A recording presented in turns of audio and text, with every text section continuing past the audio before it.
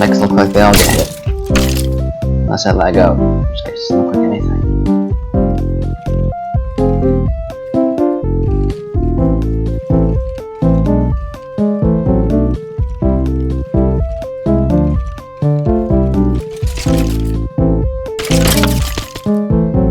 I'm gonna be honest, getting this bridge into this exact shape took quite a bit of doing. Very hard to make it curve this way, and this way, and then this way, all at once. I hope you appreciate my building skills. What's the button to make this guy appear? There you go. The skeleton. And he says, what? And the way I say this is actually a replacement of a language file, which is unknown command. I just replaced the unknown command text file with me saying truce. And then as I'm in my inventory, I sneakily replace him with a different version of it, with a skull. Fun fact, putting a skull on an armor stand normally makes it bigger than the head, so I had to manually place a block model, in this case white terracotta, because why not? And now he can retain the �l𝖚l𝖐l𝖐l𝖐. He can do this little animation that took fucking ages. Like there was this... Where's the skeleton? So you look over here, this is where all the everything is. What does it do? I honestly forgot. This is one of the skeleton. This makes him walk, just teleporting him, gives him the walking animation. This one says stop walking. This one's the what? It says what? One of these spawns the armor stand.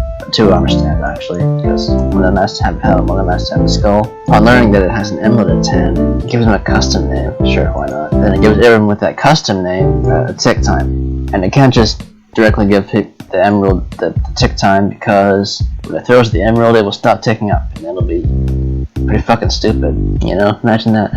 What else is in here? The tick time goes up, and it increases the pose, changes all the pose parameters. Every single one of these command blocks is a pose parameter. Every single one of these is a frame of animation. It took fucking half a week just for this. And this is the stuff spawning it. Test for 6, and it looks like you summoned some skeletons. In fact, it summons them many times. Oh, I get it. Wait. I used a weird hack. All of these have to exist in order for the other skeletons to exist, because of a dumb trick I used where every skeleton is spawned based on an existing wither skeleton. There's absolutely no reason for me to do this, but that's how it is. Yeah. It happens. There's normally invulnerable, by the way, don't worry about it. What else is in here? This is the spawning of the wither skeleton. Each one of these is a wither skeleton. Then you can kill them. Notice these guys are surrounded in barriers, which is why they can't move. But then they gain the ability to move when I hit one of these hotkeys. I forgot which one it is. I think it might be I. Okay, there we go. Some shit starts flickering, and all of a sudden they can shoot at you if I let it work. That's right. Okay. Take a shot. Okay, stop that. Stop that. So for the finale of Golden Drought, I do a little trick here where I block in, and I break this, and then I exit the map, and then I join the map, and I'm in the other place now. It's perfectly seamless. And silverfish shows up. It's pretty simple. If it just checks for, there's no command config. Hold on. It just checks for, where the fuck is it? I think it's this one. Yes. Yes. Summons a silverfish, gives it the particle spawning, and that's actually it. That's the whole command. Very fancy. What else we got here? These spawn the sheep. They have a color, they have a name, they have a coordinate. This one moves them, teleports them in the direction they're facing, and sets them to the angle that they're facing, which you might notice doesn't really work, because they like to spin out a lot. They like to spin out a lot. There we go. I don't know why it does that. No clue. You will also, of course, notice that this is actually ice. It's retextured. In retrospect, I probably should have retextured the other type of the different ice to make an actually decent pattern instead of just obviously lines. I spent a lot of time on this pattern, which is barely visible in the video, and this one, which is I spent a full minute looking at, just fucking lines. If you can't tell, this water is held in place by fence gates, so I can't go through. This water, however, is held in place by barriers because I don't really know. I just kind of wanted to be able to shoot through these waters. Who cares about these ones? So, fun fact about the orange world turning into orange lime orange wool.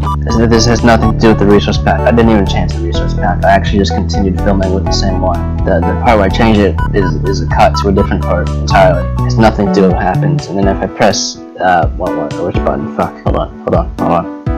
It's one of these buttons. It might be this one. No. This one. No. This one. No. This one. There you go. It switches to orange. It changes the sign. It changes this bit. It changes, and then it clones this chest from elsewhere. And also changes the scoreboard, of course. I'm doing this in a really, recording this in a really wacky order. Don't worry. This is the lime chest for the reset button. This is the orange chest. It just teleported way over there, along with the signs, which are both from the original map. This is the old from an old version of the script. It's not used anymore, don't worry. And the intention of this was that this was for chat continuity. You know, normally it would say all these things, then it would say picked up lime wool, but I changed it so it says these things, then picked up orange wool. Can't exactly overwrite a chat message directly, so you have to place more of them. But it turns out I didn't even use this at all, so just a waste of time.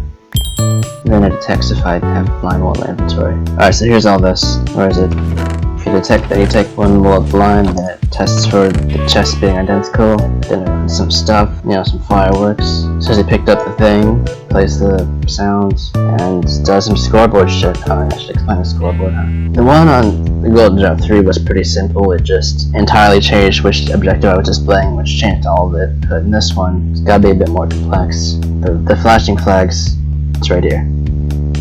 That's it. This is the whole effect. Changes the team of the line.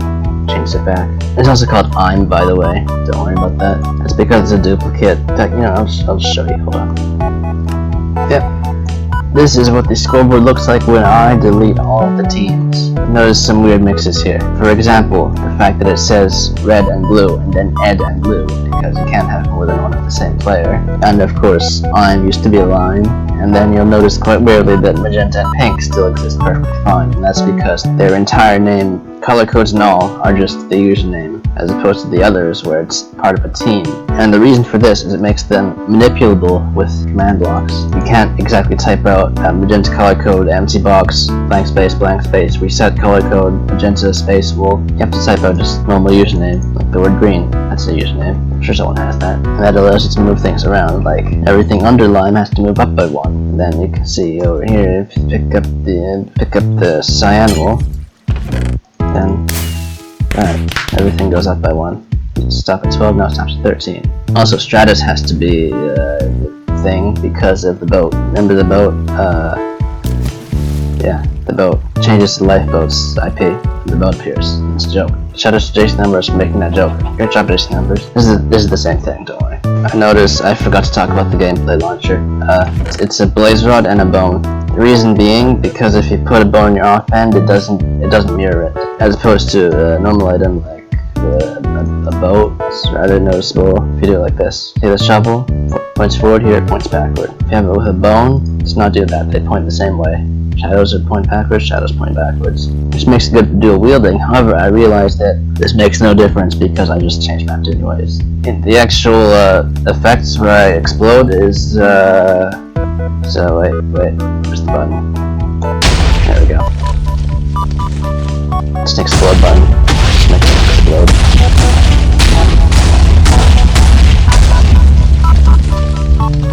Explodes. Pretty cool, huh? If you check out the command block for the explosion, it says here it gives you some resistance and explodes, then explodes, then explodes, then it explodes. And then it resets.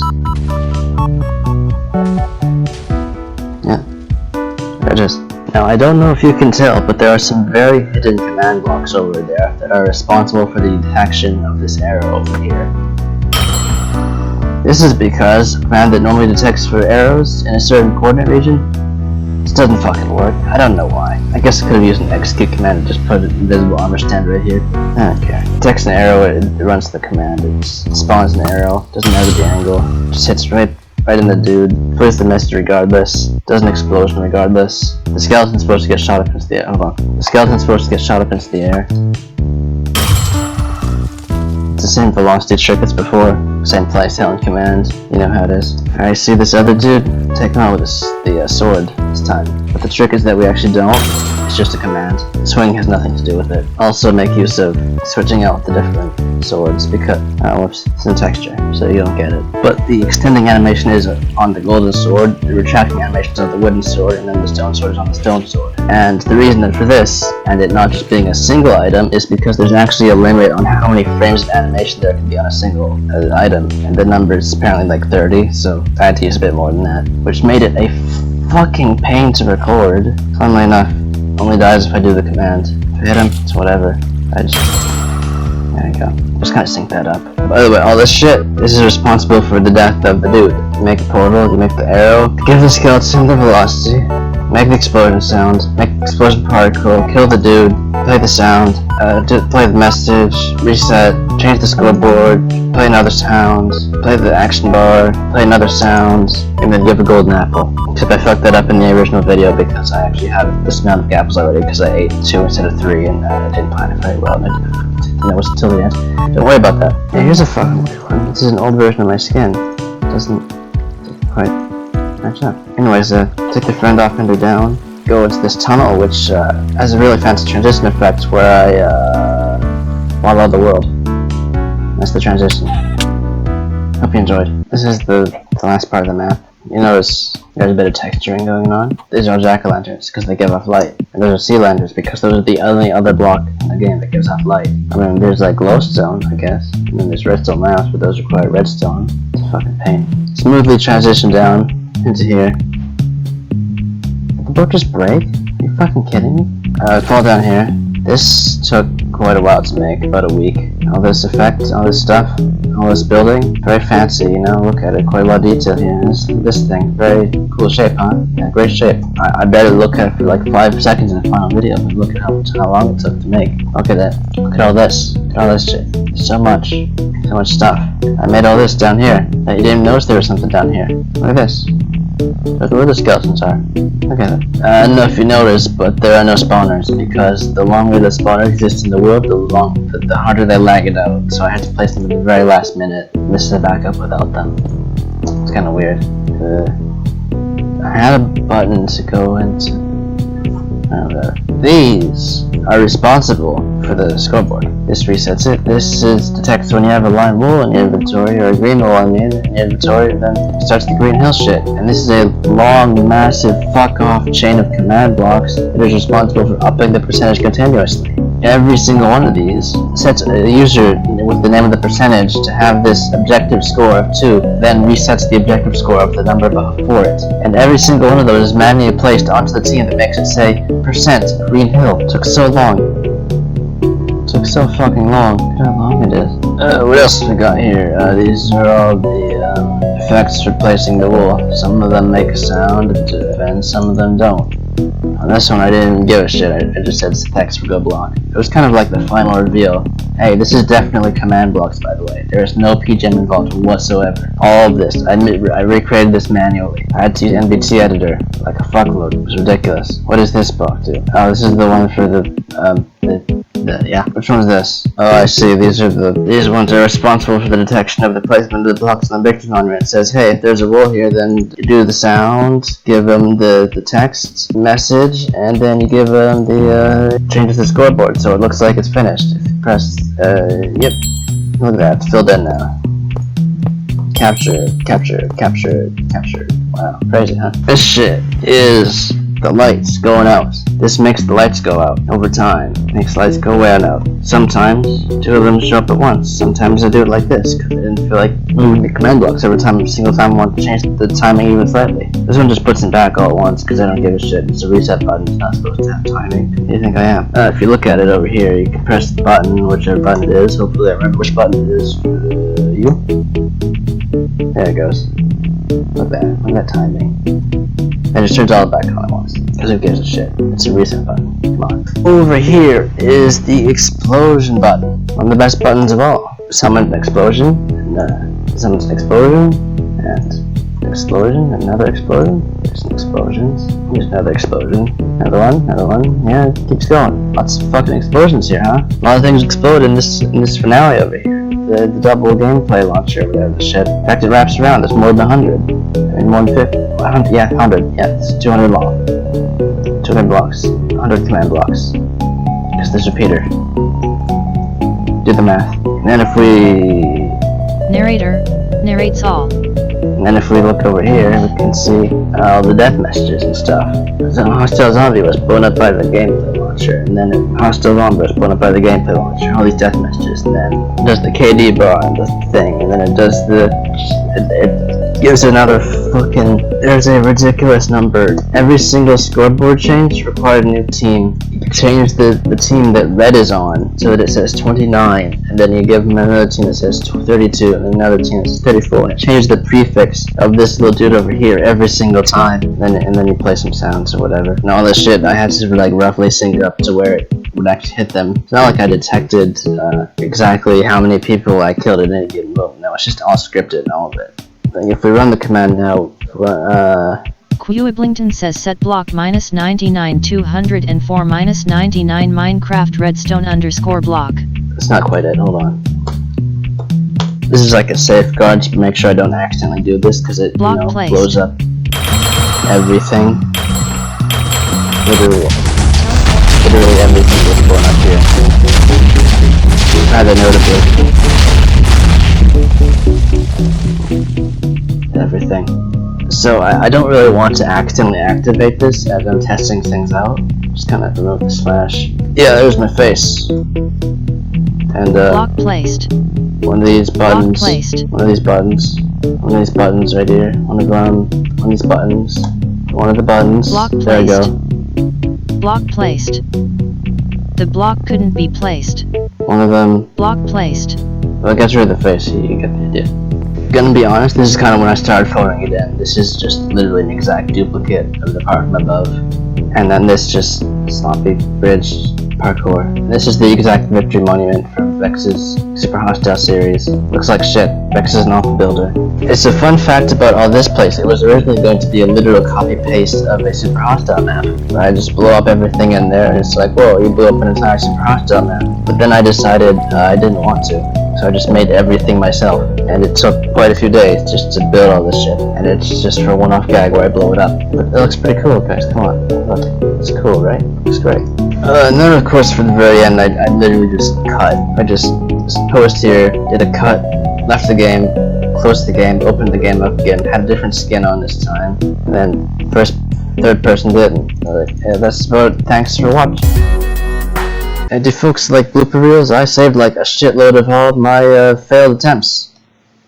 You can watch them.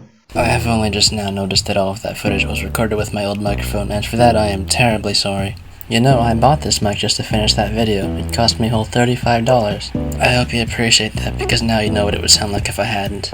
If you care, all of the backing music to this video came from the game Baba Is You. It's a very enjoyable puzzle game that I still haven't beaten. I highly recommend it. I decided to add its music to this video partially because I think it fits the tone, but also because music was necessary to keep some continuity through all those jump cuts. I also apologize for that incredibly hyperactive YouTuber jump cut editing style. That's just what has to happen when I do live commentary in one take. If I had used the raw footage, this video would have been 15 minutes longer.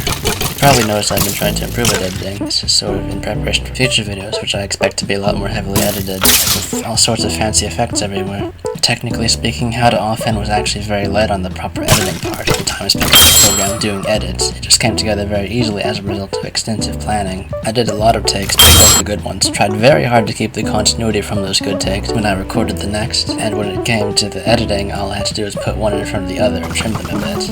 Also the glitch effect, I guess, but that was technically done by someone else. The guy who made it is named Thai Photo. I put the link to that in the original video description. Anyways, fuck davinci Resolve. It keeps crashing and sometimes it crashes my entire computer. The concept with trying to keep everything continuous came from the original How to Fucking Defend series, which I barely watched. They were boring as hell. I did get some of the ideas from the small parts I did watch, like being interrupted by someone asking to scrim. Over time, the project became less and less a parody of that and more of its own thing, but I couldn't rename it because I already made that big sign at the start. Originally, I had the idea to copy all of the voice mannerisms from that series, How to Defend, but then I just decided to take it in whichever direction worked best. In this case, I happened to be inspired a lot by a YouTuber named �l𝖐l𝖐l𝖐l𝖐l𝖐. I learned of him a few years back when 𝖙l𝖐l𝖐l𝖐l𝖐 linked me to him on the basis that his voice kind of sounded like mine. So, naturally, I ended up watching nearly all his videos and subscribing. He has a rather interesting style. He takes the sort of overly